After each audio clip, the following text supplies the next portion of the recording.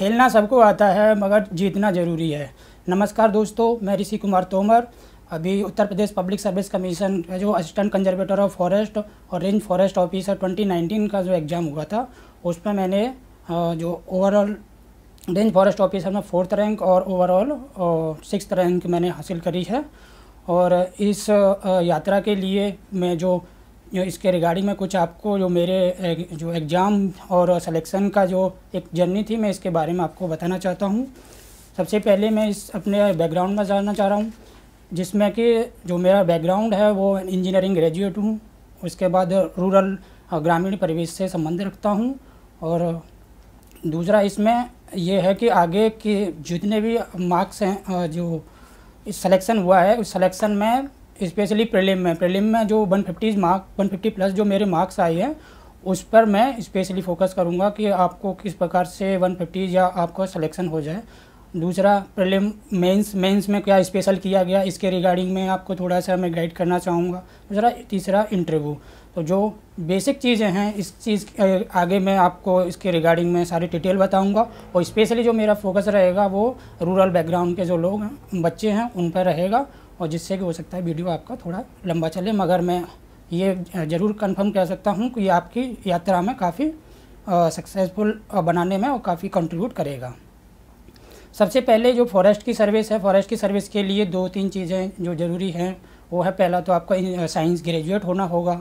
Science graduate के बाद में कुछ बेसिक फिजिकल रिक्वायरमेंट होती हैं, वो आपको कंप्लीट करनी होंगी, जो कि फॉरेस्ट सर्विसेज के लिए उत्तर प्रदेश के लिए जो डिप्टी एसपी होता है उसके इक्विवेलेंट आपको फिजिकल रिक्वायरमेंट होती है।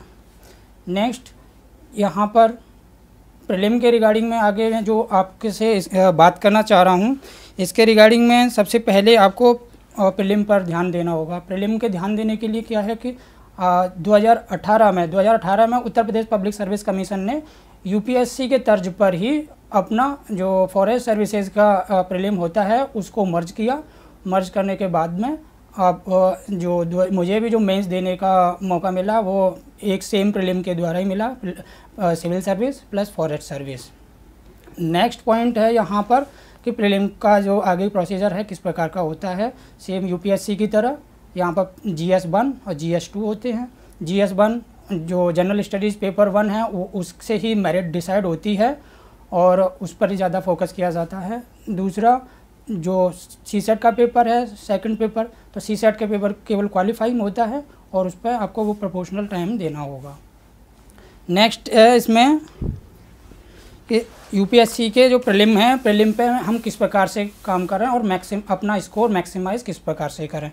तो यूपीएससी के प्रीलिम को अगर हम ध्यान देते हैं तो जो स्पेशली मेरी जो तैयारी है वो यूपीएससी की ही तैयारी हुई है और स्पेशल पीसीएस के लिए मैंने कोई तैयारी नहीं करी है। और जो यूपीएससी की बुक्स हैं वो यूपीएससी की बुक्स पर ही मैं ध्यान देता गया और जो एग्ज़ाम है वो उसी की तैयारी से मैंने क्लियर किए हैं और आज आपके सामने ये एक इंटरव्यू देने के लिए भी हूँ।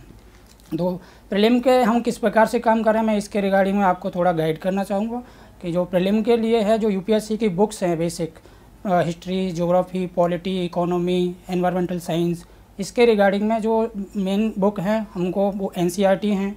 एनसीईआरटी के बाद में कुछ बेसिक बुक जैसे हिस्ट्री के लिए स्पेक्ट्रम पढ़ते हैं रावजी वहीर की, और पॉलिटी के लिए लक्ष्मीकांत पढ़ते हैं पैरेलल में, एनसीईआरटी के पैरेलल में। और ऐसे ही एनवायरमेंटल साइंस है तो एनवायरमेंटल साइंस के लिए जो शंकर IAS की बुक पे हम ज़्यादा अपना पढ़ाई करते हैं और उससे अपनी नॉलेज बढ़ाते हैं। नेक्स्ट इसमें पॉइंट ये होगा कि जो प्रीलिम है, प्रीलिम के लिए Uttar Pradesh public service commission के लिए कुछ जो एस्पिरेंट है वो घटना चक्र को बताते हैं। मैंने लिटरली कभी घटना चक्र को इतना नहीं पढ़ा, बस थोड़ा मुझे नॉलेज है, मगर मैंने घटना चक्र जो बच्चे बताते हैं वो मैंने नहीं पढ़ी है। मैंने जितने एग्ज़ाम हैं और जो सक्सेस हुआ हूँ आज तक, वो मैं केवल अपनी यूपीएससी के तैयारी से ही मेनली सक्सेस हुआ हूँ। नेक्स्ट है अब वो हमको प्रीलिम पे हमको कैसे काम करना है और इस चीज़ को हमको स्पेशल ध्यान देना होगा कि प्रीलिम क्लियर करना ज़रूरी है। तो इसको मिनिमम से मिनिमम क्लियर कैसे मार्क्स कैसे लाएं और क्लियर करें और स्पेशली फॉरेस्ट सर्विसेज के लिए, क्योंकि फॉरेस्ट सर्विसेज के लिए प्रीलिम में एटलीस्ट 12 से 15 मैक्सिमम नंबर और एक्स्ट्रा होने चाहिए सिविल सर्विसेज के कंपैरिजन में। और इसके लिए आपको 2-3 चीज़ें हैं जो मैं आपके आगे बता रहा हूँ। सबसे पहले आपको ये जो प्रीलिम का सिलेबस है उसको सिलेबस को आपको माइक्रो प्रोफाइलिंग करनी होगी। माइक्रो प्रोफाइलिंग में भी आपको इंटरेस्ट के हिसाब से और जो प्रीवियस ईयर्स हैं उनके हिसाब से आपको अपना सिलेबस माइक्रो प्रोफाइल करें, सब्जेक्ट प्रोफाइल करें और टॉपिक्स को प्रोफाइल करें। ये इस प्रकार से यह सब्जेक्ट का सबसेट है आपका, सब्जेक्ट का सबसेट है आपका टॉपिक। इसको ये ध्यान में रखें कि कौन से हाई यील्ड सब्जेक्ट्स हैं और हाई यील्ड टॉपिक्स हैं, तभी हम मैक्सिमम स्कोर कर पाएंगे। और जो मेरे भी 150s में कई बार स्कोर किया है, 150 प्लस आउट ऑफ 200 किया है। तो इसके पीछे यही रीज़न है कि ये आपको प्लानिंग करनी की है कि आप कैसे स्कोर को मैक्सिमाइज़ करें जब आपको इस प्रकार के कॉम्पिटिटिव एग्ज़ाम्स आपको देने हैं। तो इसके लिए मेनली है आप अपनी जो स्ट्रेटजी इस प्रकार से बनाएं कि आप मिनिमम क्वालिफाई मार्क्स अटेन कर पाएंगे। आगे क्या होगा इसमें मैं आपको और डिटेल बताऊंगा कि जो क्वेश्चंस हैं आप क्वेश्चंस के जो पूरा पेपर होता है तो पेपर 150 क्वेश्चंस आते हैं। 150 क्वेश्चंस में भी मेनली 4 टाइप के क्वेश्चन आते हैं आपके। फर्स्ट नॉलेज बेस्ड, जो कि 4 ऑप्शन होते हैं उसमें, वो आपकी नॉलेज टेस्ट करने के लिए होते हैं। दूसरे क्वेश्चन होते हैं स्टेटमेंट बेस्ड, 3 से 4 स्टेटमेंट होते हैं उनके, वो आपकी इंटरलिंकिंग और आपकी एनालिसिस को ये आइडेंटिफाई करते हैं कि आप इंटरलिंक आप कर पा रहे हैं या नहीं कर पा रहे हैं। एक स्टेटमेंट का इंटरडिपेंडेंस दूसरे स्टेटमेंट में किस प्रकार से है, तो उसको ही आपको ये आपकी एनालिटिकल कैपेसिटी चेक की जाती है। थर्ड आते हैं असर्शन एंड रीजन वाले क्वेश्चन। असर्शन एंड रीजन वाले क्वेश्चंस में भी आपकी लॉजिकल और एनालिटिकल थिंकिंग वो देखते हैं कि आप कितना लॉजिकली किसी प्रॉब्लम्स को सॉल्व कर पाते हैं। जो 4th टाइप के हैं मैच द फॉलोइंग कॉलम्स। तो ये क्वेश्चंस के जब टाइप हैं ये स्पेशल एक एस्पिरेंट की क्वालिटीज़ को आइडेंटिफाई करने के लिए किए जाते हैं और ये हमको जानना होगा कि हम किस प्रकार से हर एक टाइप के क्वेश्चंस को सॉल्व करें। तो जब भी क्वेश्चन सेट किए जाते हैं, ये क्वेश्चन पेपर तैयार किए जाते हैं, तो स्पेशली इसमें जो एग्जामिनर होते हैं वो ये करते हैं कि जो एनालिसिस है उनका एक एस्पिरेंट की साइकी को उसके लोग लेकर उनके पास एक स्टडी होती है कि इस एस्पिरेंट कहाँ पर गलती करते हैं, कहाँ पर ट्रैप किए जा सकते हैं। तो इस प्रकार को जानने के लिए आपको अपने हर एक ट्रिक्स ऑफ ट्रेड है उनको अप्लाई करना होगा, तभी आपको इस क्वेश्चन जो प्रीलिम के जो क्वेश्चंस हैं उनको इजीली आप सॉल्व कर सकते हैं। इजीली सॉल्व करने के लिए कुछ मेथड होते हैं, उन मेथड्स पे भी मैं आपके साथ अपना एक्सपीरियंस शेयर करूंगा जिससे आपको आसानी होगी। इसमें क्या है कि आपको कई तरीके के आपको अप्लाई अपना माइंड करना होता है। कुछ हो सकता है नॉलेज से क्वेश्चन सॉल्व हो जाएँ, कुछ हो सकता है नॉलेज के एप्लीकेशन से सॉल्व हो जाएँ। बहुत सारे क्वेश्चन होते हैं कि कॉमन सेंस के क्वेश्चन होते हैं। कॉमन सेंस के बाद में आपको एनालिटिकल जो रीजनिंग है उससे आप एलिमिनेट करते हैं। एलिमिनेट करने के बाद में जो नेक्स्ट स्टेप है वो यहाँ तक कि लैंग्वेज या आपके जो रीजनल टोन हैं, रीजनल डायलेक्ट्स हैं, उनसे भी क्वेश्चन सॉल्व होते हैं। इनको मैं आपको क्वेश्चन सॉल्व करके भी बताऊंगा कि किस प्रकार से प्रीवियसली ये क्वेश्चन आए हैं और उनको किस प्रकार से सॉल्व किया गया है जिससे आपके मैक्सिमम मार्क्स आ जाएं। नेक्स्ट है आपके पास में कि कितने क्वेश्चंस किए जाएं। इसके लिए एक सिंपल सा एक लॉजिक है कि मैक्सिमम स्कोर करना है तो मैक्सिमम क्वेश्चंस आपको अटेम्प्ट किए जाने चाहिए। मैंने 2016 से जब से एग्ज़ाम मैं अटैम्प्ट किया है मैंने इसमें, तब से मैं अपने मार्क्स और कितने क्वेश्चंस मैंने अटैम्प्ट किए मैं इसकी आपको डिटेल बता सकता हूँ। प्रीलिम को लेकर जब 2016 में मैंने अबाउट 135 क्वेश्चन किए थे आउट ऑफ 150, जिसमें मेरा स्कोर आया था 144। 2017 में अबाउट 140 के अबाउट मैंने अटैम्प्ट किए थे, तब स्कोर था 133, जबकि कट ऑफ जो थी वो थी सिविल सर्विसेज वाली 127। 2018 में स्पेशली मैं फोकस करूंगा। 2018 में मेरे 151 मार्क्स थे और कट ऑफ थी 126। ऐसे 2019 में मैंने 143 क्वेश्चन अटैम्प्ट किए थे और स्कोर किया था मैंने 136 अबाउट मार्क्स। इसके बाद में भी जो फॉरेस्ट सर्विसेज है, जो ऑब्जेक्टिव पेपर होते हैं मेंस में, उसमें भी पेपर 1 और 2 को मिला के 300 प्लस स्कोर किया है। तो वो किस प्रकार से किया, इसके रिगार्डिंग में मैं आपको थोड़ा सा आगे डिटेल में बताने जा रहा हूँ। पहला है आपका कि जो ऑब्जेक्टिव पेपर हैं उनको सॉल्व कैसे करें। सबसे पहला जो फंडा है, पहले फंडा यही है आपका कि आपको मैक्सिमम आपको प्रैक्टिस करनी है। जो प्रीवियस ईयर्स के क्वेश्चन पेपर हैं, प्रीवियस क्वेश्चन के साथ में आपको रेगुलर टेस्ट सीरीज़ हैं जो अलग अलग इंस्टीट्यूट अपना मॉक टेस्ट लेती हैं, तो उनको आपको रेगुलरली करना है, जिससे आप आसानी से जब एग्ज़ाम हॉल में जाएं तो उनको अटेम्प्ट कर पाएँ। और मॉक टेस्ट सीरीज़ लगाना ज़रूरी इसलिए हो जाता है कि आपके बहुत सारी जो मिस्टेक्स हैं वो दूर हो जाएं, क्योंकि कई बार देखा जाता है कि सिलेक्शन इसलिए नहीं रुकते कि क्वेश्चन पेपर टफ था, इसीलिए रुक जाता है कि हमने सिली मिस्टेक्स ज़्यादा कर दी। तो जो टेस्ट सीरीज़ है, टेस्ट सीरीज़ लगाने का मतलब यही है कि आप मैक्सिमम प्रैक्टिस करें, प्लस आपकी जो सिली मिस्टेक्स हैं वो आपकी कम हो जाए, जिससे आप सेलेक्ट हो जाएं। इसके नेक्स्ट पॉइंट है कि जब आप प्रैक्टिस कर लेते हैं तो आप प्रैक्टिस के पॉइंट से अगर बात करेंगे मेरे से, तो जब ये 151 मार्क्स आए हैं तो उस साल यूपीएससी के साथ में ही मैंने ये एग्ज़ाम दिया था। तो यूपीएससी के लिए स्पेशल मैंने 100 प्लस टेस्ट सीरीज ज्वाइन करी थी और अबाउट 10,000 क्वेश्चंस की मेरे पास प्रैक्टिस थी। इससे मुझे जो क्वेश्चन इसका यूपी का स्पेशली आया था तो मोस्ट ऑफ द क्वेश्चंस मेरे सही हो गए थे, वो जो मेरी यूपीएससी की नॉलेज ही थी, तो इसलिए मुझे स्पेशल इनकी आगे ज़रूरत नहीं पड़ी। दूसरा पॉइंट है आपको कि आपको रिवर्स इंजीनियरिंग पर थोड़ा काम करना पड़ेगा, जिससे आपका एलिमिनेशन मेथड अच्छा हो जाए, क्योंकि बहुत सारे क्वेश्चंस वैसे होते हैं जो केवल नॉलेज के नहीं होते, वो आपकी रीजनिंग और आपका सेंस ऑफ ह्यूमर चेक करते हैं कि आप लॉजिकली उनको किस प्रकार से एलिमिनेट कर देते हैं। इस पर आपको काम करना होगा, जिससे आप अच्छा स्कोर कर पाएँ।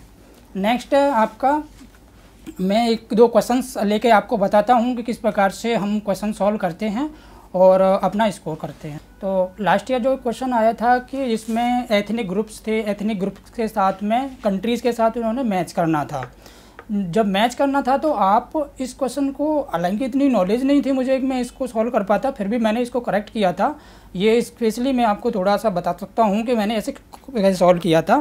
तो जब पहला पॉइंट था, इसमें पहला पॉइंट था टेढ़ा, TEDA टेढ़ा, दूसरा पॉइंट था बाजा और तीसरा पॉइंट था लूर, LUR।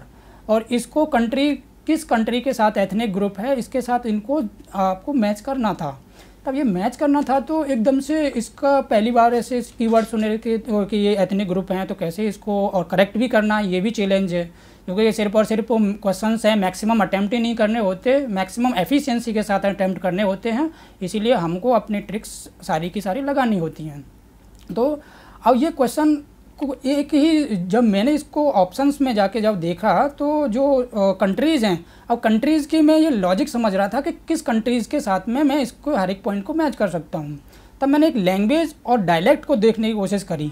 जब मैं डायलेक्ट और लैंग्वेज को देखने लगा इनके कीवर्ड्स की को, तो जब मैं LUR लूर को जब देखता हूँ तो उसमें बड़े सिंपल एक ईजी वे में विदाउट टंग ट्विस्टिंग के इसको हम प्रोनाउंस कर पा रहे हैं।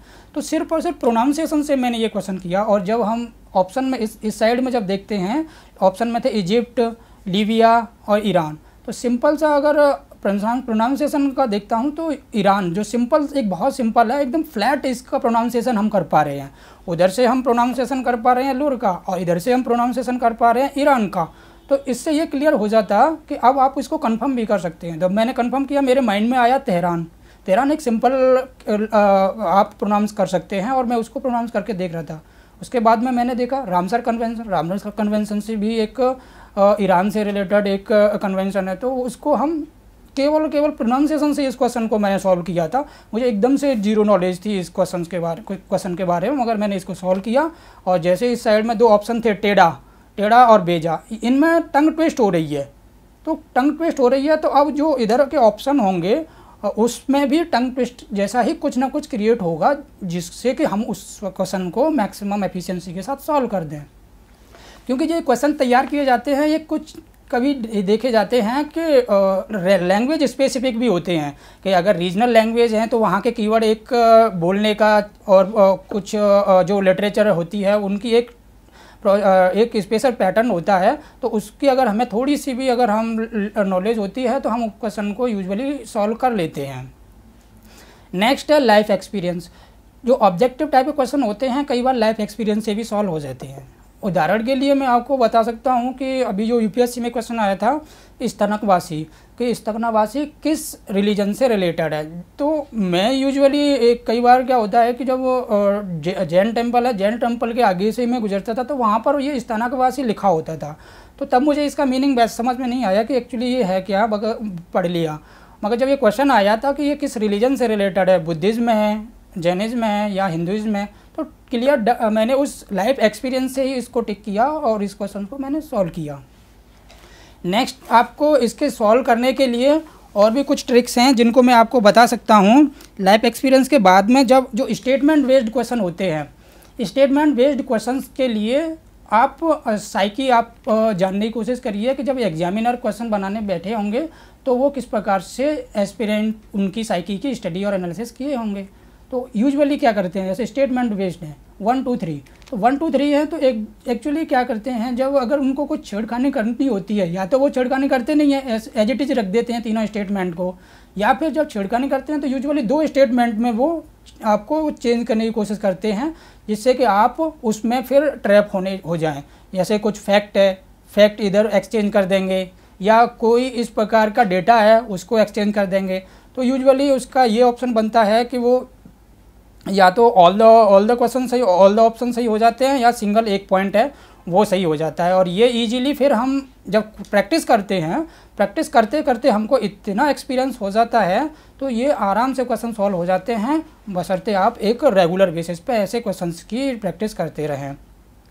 इसके लिए स्पेशली अगर मैं रिकमेंड कर सकता हूं तो रिकमेंड करने के लिए श्री मृणाल पटेल हैं, उन्होंने भी इस पे प्रीलिम के क्वेश्चंस हैं उनको सॉल्व करें और इस पे एलिमिनेशन को कैसे हम अडॉप्ट करें, इसको हम आपको कैसे बढ़ा सकते हैं आप लोग, इसके लिए आपको उनके वीडियोज़ भी देख सकते हैं। और भी एस्पिरेंट हैं, उन्होंने भी एक अच्छे वीडियो डाले हैं कि आप प्रीलिम में कैसे स्कोर कर सकते हैं। उन सब चीज़ों को आप अडॉप्ट कर सकते हैं जिससे कि आपका मिनिमम सिलेक्शन हो जाए। नेक्स्ट पॉइंट है, मैं आपके मेंस पे आता हूँ कि मेंस पे जो फॉरेस्ट सर्विसेज है उनका मेंस किस प्रकार से होता है। इसके मेंस के लिए क्या है कि मेनली पहला जो पेपर होता है, पहला पेपर एक हिंदी और ऐसे दोनों एक साथ होते हैं, और ये सिविल सर्विसेज का जो एग्ज़ाम है हिंदी और इंग्लिश वो सेपरेट होते हैं, मगर फॉरेस्ट का सेम होता है एक ही पेपर में। दूसरे हैं 2 ऑब्जेक्टिव पेपर होते हैं जो मेंस के लिए होते हैं, और इनके लिए सब्जेक्ट क्लासिफाइड हैं कि कौन सा सब्जेक्ट किस पेपर में आएगा, तो इस पे आपको काम करना होगा। दूसरा है 2 ऑप्शनल। 2 ऑप्शनल के लिए जो मेरे 2 ऑप्शनल हैं वो जो फॉरेस्ट्री था और दूसरा था मेरा एनवायरमेंटल साइंस। अब सबसे जो मेन इम्पॉर्टेंट बात है राइटिंग प्रैक्टिस, और आप मेंस में कैसे मैक्सिमम स्कोर कर सकते हैं। तो इसके लिए पहले आपको ये ध्यान देना होगा कि क्वेश्चंस हैं, जो क्वेश्चंस हैं उसके लिए प्रेजेंटेशन पे हम काम करें, इंट्रोडक्शन पे काम करें, maximum diagram, flow chart, maps कैसे क्रिएट करें। दूसरा जो स्ट्रक्चरिंग है इम्पोर्टेंट, कि स्ट्रक्चरिंग आंसर को कैसे करें, इसके लिए आपको ध्यान देना होगा। और सबसे सिंपल सी बात जो याद रखने की है कि जब भी आप आंसर करें तो आपके माइंड में ये होना चाहिए कि एग्जामिनर जो इवेल्युएट करेंगे वो आपका बात को कितनी इजीली समझ सकते हैं और आप कितने अच्छे से उनको कन्वे कर पा रहे हो। एक्चुअली उनका जो इवेल्युएटर्स हैं उनका एक थोड़ा पेन कम हो तो वो काफ़ी अच्छा आप फील करते हैं। तो ये बात भी हमको ध्यान रखनी चाहिए कि हमें प्रेजेंटेशन के थ्रू उनको ये बताना है कि आप एक्चुअली क्या कहना चाहते हैं, जिससे उनको आसानी हो जाए। चीज़ों को कॉम्प्लेक्स ना करें, इजी वे में, सिंपल वे में लिखें उनको, मगर वो एक स्ट्रक्चर्ड मैनर में, ऑर्गेनाइज्ड फॉर्म में, जिससे कि आप आराम से अच्छे मार्क्स गेन कर सकें। जहाँ तक हिंदी का क्वेश्चन है, पहले क्योंकि हिंदी में काफ़ी मेरे मार्क्स वेरी किए हैं, तो हिंदी में जब मार्क्स वेरी किए 60s में भी आए थे, उसके बाद जो 2018 में मेरे हिंदी में मार्क्स आए थे वो 94 आए थे।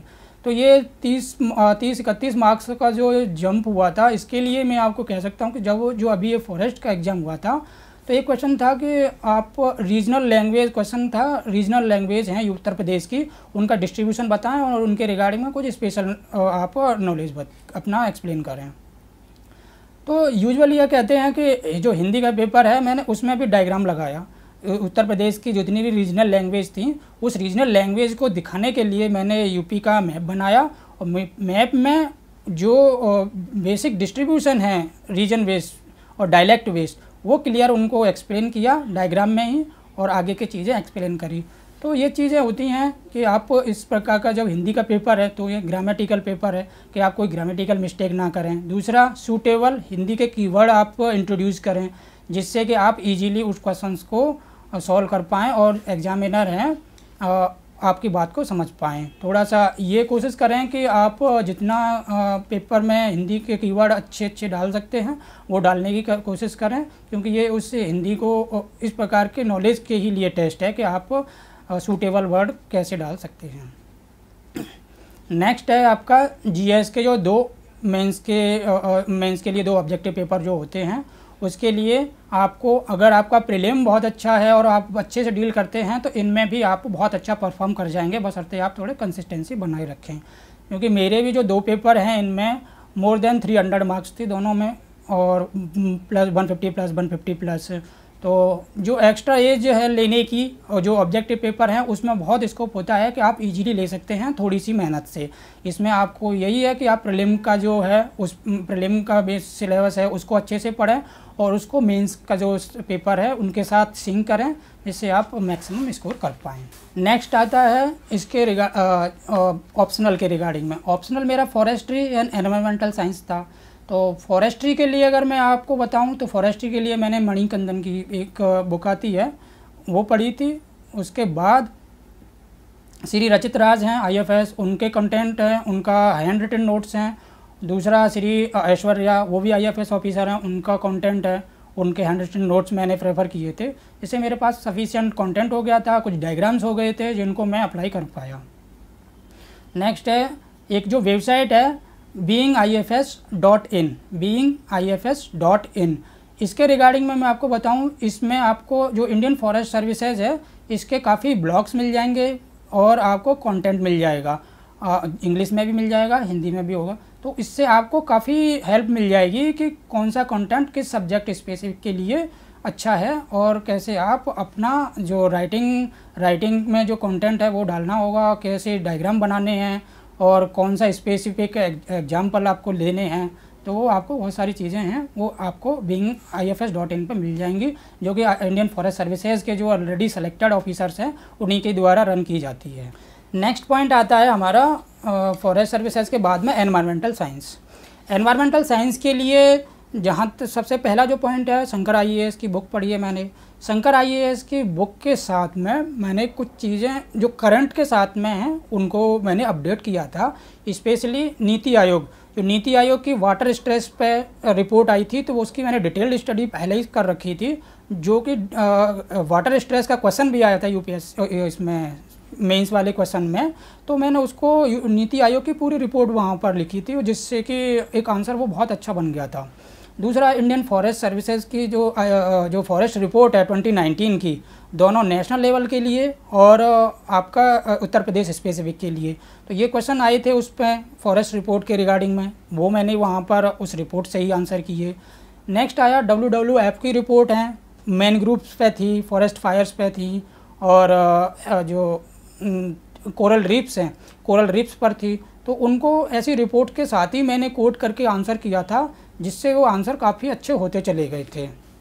नेक्स्ट इसमें अगर मैं आपको बताना चाहूँ तो उत्तर प्रदेश स्पेसिफिक के लिए कुछ यूपी की रिपोर्ट हैं, जैसे इको टूरिज़्म पॉलिसी है 2018 की, फॉरेस्ट पॉलिसी है उत्तर प्रदेश की, और जो इंस्टीट्यूट हैं उत्तर प्रदेश फॉरेस्ट सर्विसेज के उनके द्वारा भी रिपोर्ट प्रोड्यूस की जाती हैं, जिसको आप यूपी के स्पेसिफिक जो फॉरेस्ट पे क्वेश्चन आते हैं उनको इजीली आप अटेम्प्ट कर सकते हैं। ये मेनली आपका मेंस का क्वेश्चन पेपर है। मेंस का पेपर आपका क्लियर यहाँ से हो जाएगा।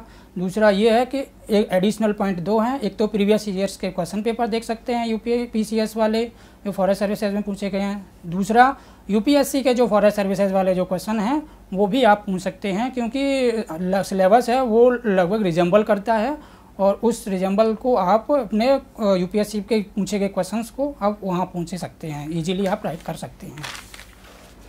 नेक्स्ट आता हूँ मैं इंटरव्यू पे। इंटरव्यू पे जो ये मेरा सेकंड इंटरव्यू था और वैसे और भी इंटरव्यू दिए हैं, तो उसके रिगार्डिंग में मैं आपको ये कह सकता हूँ कि पूरा जो इंटरव्यू होता है, पूरा इंटरव्यू आपका जो डिटेल्ड एप्लीकेशन फॉर्म है उस पर आपका एजुकेशनल बैकग्राउंड है उस पर, नेक्स्ट आपका जो अगर वर्क प्रोफाइल है तो उस पर हो सकते हैं। तीसरा आपका सब्जेक्ट है, सब्जेक्ट में आपका जो सिलेबस है स्पेशली आपको वो तैयार करना होगा।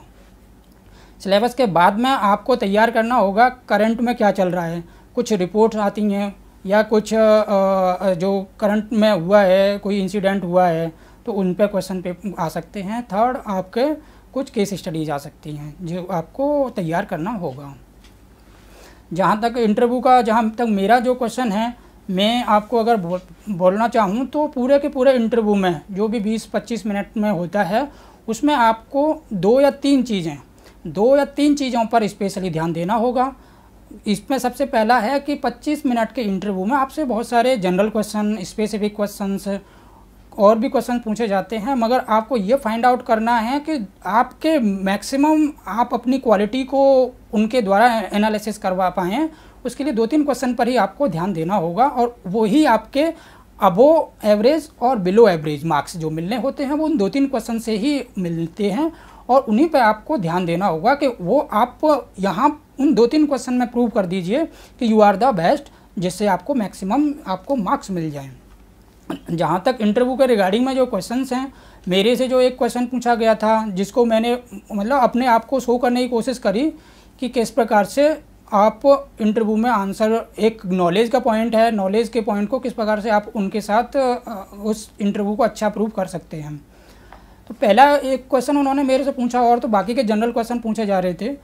तो उसके बाद जो एक क्वेश्चन पूछा था कि कभी आप फॉरेस्ट विजिट किए हैं क्या, तो इस फॉरेस्ट विजिट को मुझे इसको अपने आंसर में कन्वर्ट करना था कि मुझे 2-3 क्वेश्चन ऐसे तैयार करवाने हैं कि जो मेरे को अबो मार्क्स दिलवा सकते हैं। तो जब उन्होंने क्वेश्चन पूछा कि आप फॉरेस्ट विजिट किए हैं क्या, तब मैंने उनको क्लियर बोला कि हाँ सर मैंने विजिट किया है। तो जब विजिट किया है फॉरेस्ट के रिगार्डिंग में, अब उनका क्वेश्चन था कि आप कहाँ विजिट किए हैं। अब मेन क्वेश्चन यहीं से, एक क्वेश्चन में थे, मैंने 4 क्वेश्चन उनको खुद क्रिएट करवाए। कि कैसे करवाए इसको मैं बताता हूँ। पहला कि आप फॉरेस्ट विजिट किए, मैंने कहा हाँ सर विजिट किया हूँ। कहाँ पर विजिट किए हैं, मैंने कहा सर हमारे गांव में नीम के पेड़ हैं सर, फॉरेस्ट वो हैं सर, मैंने वो विजिट किए हैं। बैक ऑफ द माइंड मेरे ये चल रहा था कि फॉरेस्ट क्या नीम के पेड़ हैं आके गांव के, क्या वो फॉरेस्ट में आते हैं। तो मैं इसके लिए बहुत क्लियर था, क्योंकि ऐसा क्वेश्चन मेरे माइंड में तैयार था कि अगर ये क्वेश्चन ऐसा पूछेंगे तो क्या पूछ सकते हैं, क्या ये फॉरेस्ट में आते हैं। मैं बिल्कुल तैयार था। इंडियन फॉरेस्ट एक्ट 1927 का है, उसमें इस प्रकार का क्लासिफिकेशन है, ओपन या स्कैटर्ड फॉरेस्ट में या प्रिजर्व फॉरेस्ट में इनका क्लासिफिकेशन होता है। मैं इसके लिए तैयार था क्योंकि मैं अपनी तरफ उनको अट्रैक्ट करने की कोशिश कर रहा था कि मैं अपने हिसाब से उनको बताऊँ, ना कि वो जो क्वेश्चन मेरे लिए तैयार करके बैठे हैं मैं उनमें ट्रैप हूँ। तो पहला क्वेश्चन यही था। फिर उसके बाद में मेरे माइंड में ये भी चल रहा था कि जो क्वेश्चन पूछे जाएंगे मैं उनको और अपने आप को कैसे प्रूव कर पाऊँ। तो नेक्स्ट उन्होंने क्वेश्चन पूछा कि अच्छा फॉरेस्ट विजिट किए हैं तो कुछ और बताओ। नीम का जब उन्होंने पूछ लिया तो मैंने कहा सर आम के पेड़ मैंने विजिट किए हैं। तब गांव के आम के पेड़, अब वही फिर दोबारा से क्वेश्चन पूछे थे कि हो सकता है मेरे से इस पर क्वेश्चन, अब दूसरा क्वेश्चन मेरे माइंड में ये चल रहा था कि हो सकता है शायद ये पूछे हैं कि अच्छा आम का साइंटिफिक नाम बताओ, या फिर हो सकता है आम का कुछ मेडिसिनल यूज़ बताओ। तो वो क्योंकि ये तैयार मेरा था और एग्जामिनर कुछ और पूछना चाह रहे थे, हो सकता है उनके कुछ क्वेश्चन होंगे जिनको वो पूछना चाह रहे थे, मगर मैं उनमें ट्रैप नहीं होना चाह रहा था, इसीलिए मैं उस क्वेश्चन को थोड़ा सा एक्सटेंड कर रहा था। तो उन्होंने पूछा अच्छा आम के अलावा कुछ और बताओ। मैंने कहा सर गाँव में बबूल के पेड़ हैं सर, उनके फॉरेस्ट मैंने विजिट किए हैं। तो फिर वही सेम मेरे माइंड में वो क्वेश्चन चल रहा था कि ये क्वेश्चन तैयार करेंगे, मगर वो कुछ अभी और कहीं और पूछना जाना चाह रहे थे। तब वो नेक्स्ट पूछा अच्छा ये बताओ फॉरेस्ट में आपने कहीं झाड़ियाँ और पहाड़ियाँ ऐसी देखी हों आप, वो बताओ। और उस पर मुझे लगाना था कि मैं अब तो अपने को प्रूव करने के लिए कोशिश कर रहा था। तब मैंने उनको बोला कि सर जब ट्रेन से चलते हैं तो यूजुअली जो आप पहाड़ियाँ झाड़ियाँ देखने की बात कर रहे हैं सर, वो वहाँ पर देखने को मिलती हैं रास्ते में। इस पर सब लोग खुश हो गए थे और काफ़ी स्माइल करने लगे। तब मैं समझ गया था कि एक्चुअली क्या है, ये जो नॉलेज का क्वेश्चन ये पूछना चाह रहे थे, इसको मैंने सेंस ऑफ ह्यूमर के आंसर के साथ में उसको मैंने इनको प्रूव करने की कोशिश करी तो उनको समझ आ गया। और स्माइल करने के बाद फिर वो काफ़ी सॉफ्ट हो गए थे कि अब उनका जो क्वेश्चंस हैं वो क्वेश्चंस नॉलेज से आपके कॉमन सेंस में आ गए कि आप कैसे कॉमन सेंस से आंसर कर पा रहे हैं। तो ये चीज़ें होती हैं जब हम इंटरव्यू में जाते हैं। तो एक इंटरव्यू के रिगार्डिंग में मैं आपको एक स्टोरी ज़रूर सुनाना चाह रहा हूँ जो कि काफ़ी इम्पोर्टेंट है। एक्चुअली यूएस में एक पेंटर थे और पेंटर के एक एक्ट्रेस थी। तो एक्ट्रेस ने एक पेंटर को अपनी पेंटिंग बनाने के लिए बुलाया था। तो जब पेंटिंग बनाने के लिए बुलाया तो पेंटर ने एक्ट्रेस की पेंटिंग 25 सेकंड में बना दी।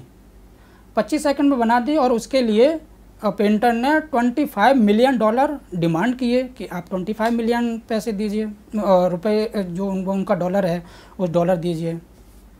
तो जो एक्ट्रेस थी वो इसमें चकरा गई कि 25 सेकंड की पेंटिंग है और आप 250 जो मिलियन डॉलर रुपए मांग रहे हैं।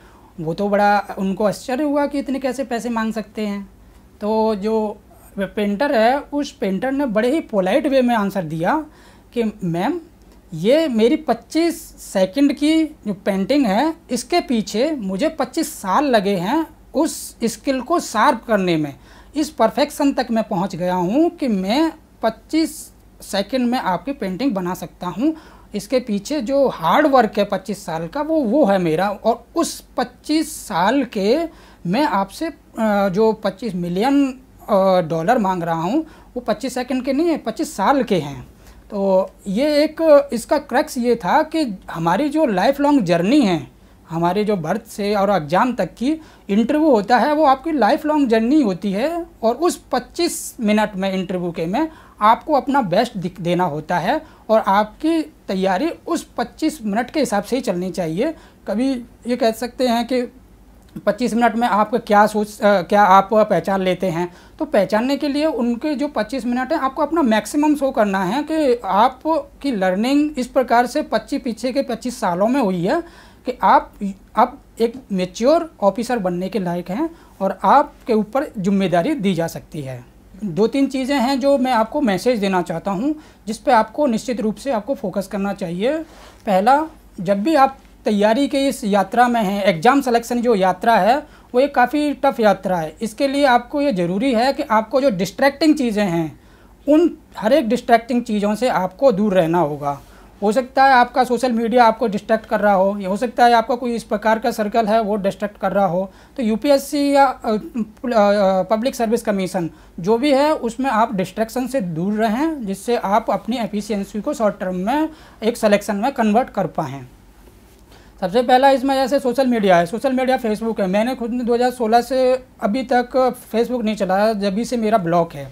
दूसरा मोबाइल है, मोबाइल में भी कई बार बहुत सारी चीज़ें होती हैं जो डिस्ट्रैक्टिंग होती हैं। तो मेरा सजेशन यही है कि आप जो भी डिस्ट्रैक्टिंग चीज़ें हैं उनसे दूर रहें, क्योंकि हर एक सिलेक्शन और जो गोल होता है वो आपसे बलिदान मांगता है स्पेसिफिक चीज़ों को, और आपको उस बलिदान पर खरा उतरना होगा।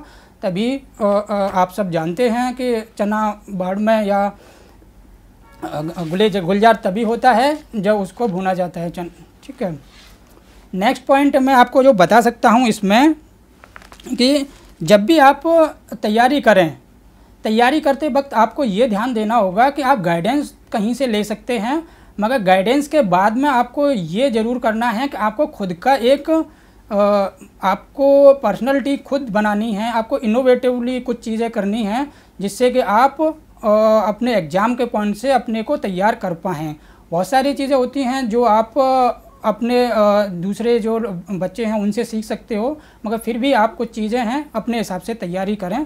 जैसे उदाहरण के लिए मैं अगर देना चाहूँ कि जैसे Warren Buffett and Elon Musk, वो था सक्सेस, मगर दोनों एक प्रकार का उनका अगर हम शेड्यूल देखते हैं तो वॉरेन बफेट 10 से 5 दिन में 10 से 5 तक ही अपना मोबाइल ऑन रखते हैं, उसके बाद वो अपना मोबाइल बंद कर देते हैं। इससे ये है कि उनका मानना है कि मेरी एफिशिएंसी उस टाइम मेरी रहती है, तो उस चीज़ को आप इनहेरिट कर सकते हैं। दूसरा जो एलोन मस्क हैं, एलोन मस्क के साथ में क्या है कि एलोन मस्क 24/7 वर्क करते हैं। उन्होंने अपनी ऑफिस को ही अपना घर और घर को ही ऑफिस बना लिया है। तो जब ये चीज़ें हो जाती हैं तो उनका एक जो पागलपन है और एक मैडनेस है, जिद और आपके उनका जो कमिटमेंट है वो उनको आज सक्सेस बना रहा है, और आज वो मैडनेस की वजह से ही आज मनी लॉर्ड बन चुके हैं। तो ये चीज़ें आपको याद रखनी होंगी। बहुत चीज़ें होती हैं और ये चीज़ें सब्जेक्टिव होती हैं कि आप क्या पढ़ें क्या ना पढ़ें, कितने घंटे पढ़ें। इस चीज़ को आपको ऐसे एग्जांपल से आपको अपने को इंगेज करना होगा कि आपकी जो एफिशिएंसी है वो कैसे मैक्सिमाइज हो जाए और आप कैसे इस चीज़ के लिए आगे बढ़ें। नेक्स्ट है कि आपके लिए और भी कुछ चीज़ें हैं जो मैं आपको बता सकता हूं कि आपको सेल्फ मोटिवेट और होना होगा कि आपका सेल्फ मोटिवेशन क्या है जिससे आप सिलेक्शन को लेके सिलेक्शन ले सकें। क्योंकि जब तक सेल्फ मोटिवेशन नहीं होता तब तक हमारे सिलेक्शन है वो काफ़ी डिले होते रहते हैं और हमको ये नहीं पता होता कि हम क्या कर रहे हैं क्या नहीं कर रहे हैं। दूसरा टाइम किलिंग है वो बहुत होता रहता है और आप अपना जो शॉर्ट टर्म है, शॉर्ट टर्म के कंफर्ट के लिए आप पूरी लाइफ नहीं बर्बाद कर सकते। तो इसके लिए ये ज़रूरी है कि आप अपना सेल्फ मोटिवेशन क्रिएट करें, क्योंकि ये कहा जाता है कि बाहर के दिए हुए खून से कोई भी आदमी बच नहीं सकता। आपकी जो बॉडी है उस बॉडी को ही इंटरनली खून बनाना स्टार्ट करना होगा। तो सेल्फ मोटिवेशन का बहुत इंपॉर्टेंट है इसमें, इससे आपका कॉन्फिडेंस बना रहे। नेक्स्ट जो चीज़ें हैं मैं आपको और इसमें जो बता सकता हूँ कि रोल मॉडल्स, कुछ रोल मॉडल्स हैं जो आप ज़रूर बना सकते हैं, मगर ये याद रखिए कि आपके रोल मॉडल ऐसे हों जो आपको आगे के लिए एंकर कर सकते हैं। नेक्स्ट जो 2 लाइनें हैं उसके साथ में फिर मैं आगे इस प्रोग्राम के लिए मैं ख़त्म करूँगा। तो ये प्रोग्राम के लिए आगे 2 लाइनें हैं जिसको मैं कह सकता हूँ कि कुछ लोग सोते हैं तो सपने देखते हैं, कुछ लोग सोते हैं तो सपने देखते हैं, हमारे तो सपने ही ऐसे हैं जो हमें सोने नहीं देते हैं। तो आपके जब सोने आपके नहीं देंगे सपने, तभी आप जो मैंने स्टार्टिंग में लाइन बोली थी उसका जो जीतना और आपका खेलना तभी सिंक करेगा, तभी आप सक्सेस होंगे। नेक्स्ट मैं इस इंटरव्यू के लिए और मेरी जो सिलेक्शन जो एग्ज़ाम सिलेक्शन जनरली रही है, इसमें मैं स्पेशली जो मेरे 2 भतीजे हैं मैं उनका नाम लेना चाहूँगा, और ललित भगवत, और मेरी 2 भतीजियाँ हैं दुर्गेश नंदिनी और श्यामलता। 2 छोटे भाई हैं मेरे, ललित पंकज और अंशुल। तो मैं इनका धन्यवाद देना चाहता हूं कि मेरी जब मुझे सेटबैक हो रहे थे सिलेक्शन में, क्योंकि मैंने 11 मेंस एग्ज़ाम दिए हैं इंक्लूडिंग यूपीएससी और 7 इंटरव्यू दिए हैं। तो इस यात्रा में इन सब लोगों का स्पेशली फ्रेंड्स का भी रोल रहा है और मैं उन सबको धन्यवाद देना चाहता हूं। लास्ट में मैं धन्यवाद डीकेटी प्लेटफॉर्म को भी देना चाहता हूं कि प्लेटफॉर्म ने ये प्लेटफॉर्म ने मुझे ये अपनी वॉइस लोगों तक पहुंचाने, एस्पिरेंट तक पहुंचाने के लिए मुझे दिया। स्पेशली जो ग्रामवासी हैं उन तक ये आवाज़ पहुंचे और अपना जो अपना लाइफ है वो उसको सिक्योर कर पाएँ, सेव कर पाएँ। Thank you.